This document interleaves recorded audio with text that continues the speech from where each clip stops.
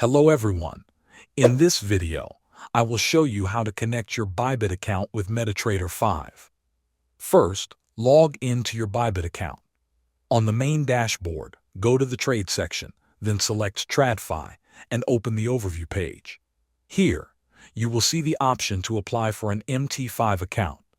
Click on Apply Now or Register to begin. You will be asked to create a password for your MT5 account. Make sure the password is between 8 and 16 characters and includes uppercase letters, lowercase letters, numbers, and a special character. After completing this step, your MT5 account will be created. Now, carefully note down 3 important details.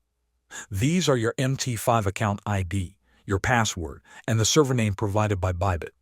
You will need all of these for the login process. Next, you need to fund your MT5 account. Go to your Bybit wallet and transfer USDT from your funding account or unified trading account into your TradFi account. This balance will be used as margin for trading.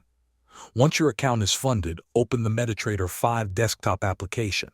At the top menu, click on File, then select Login to Trade Account. In the Login window, enter your MT5 account ID in the Login field.